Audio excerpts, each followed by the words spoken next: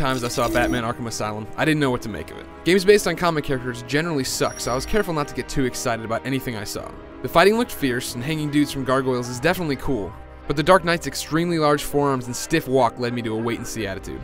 Now that I've beaten Arkham Asylum and am standing here telling you about it, it's hard to put into words how completely off my first impressions were. Batman Arkham Asylum is not only an incredible game, it's the best comic book game of all time.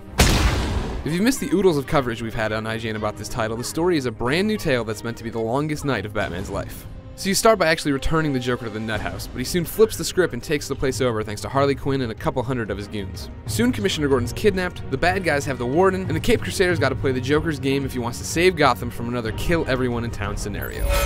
Seeing as how I'm feeling generous, I'll give you this one for free. Knock me off, I dare you. End this. Pull the plug. Stop me once and for all. When it comes to presentation, Batman Arkham Asylum is a love letter to anyone who knows anything about Batman. Arkham's a cavernous, dark place with massive gargoyles for Batman to attack from.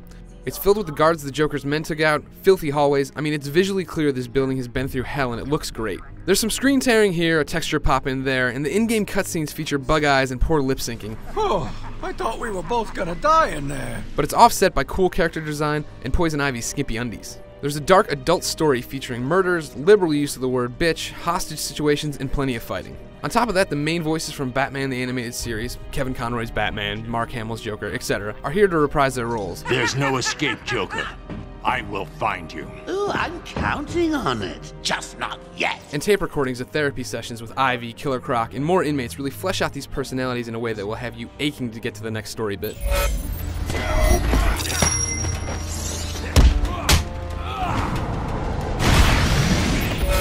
Arkham Asylum makes you feel like you're Batman. Gameplay is broken up into three main portions: hand-to-hand combat, attacking from the shadows, and exploration. There will be times when Batman's literally dropped into a room with a dozen guys and has to take them all out with his bare hands.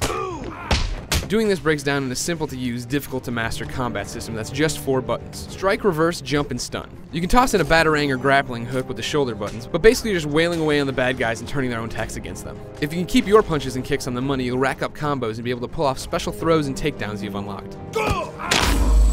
Other sections will have Batman walk into a room and find a handful of the Joker's men patrolling. This is your chance to try out the Invisible Predator mode. Grapple up to the gargoyles in the room, kick on your detective vision, and then start picking them off one by one. You can glide kick in and knock them out, hang them from the ceiling, and so much more. This is one of your best chances to try out Batman's gadgets and throw an exploding batarang, blow up a section of the wall, or just grab a second floor enemy with the grappling hook and drag him over the railing.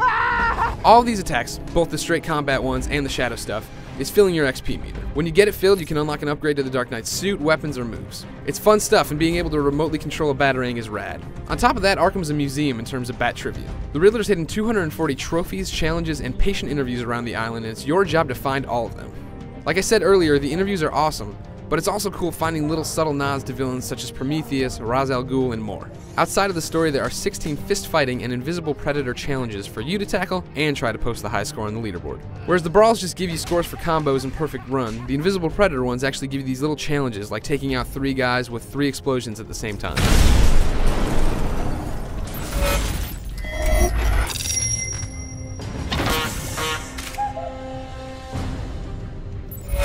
You owe it to yourself to read my written review. The game is great and I've only scratched the surface on why it rocks in this video. I didn't tell you about the mind-numbingly awesome Scarecrow parts, the fact that you can throw 3 batarangs at once, or that Batman's costume and face take damage as the story progresses so that the big guy looks like hell by the end of the game. Batman Arkham Asylum nails this character, delivers an engaging Batman story, and is a blast to experience. Simply put, you need to play this Boy Wonders and Batgirls. For the full written review, check out IGN.com.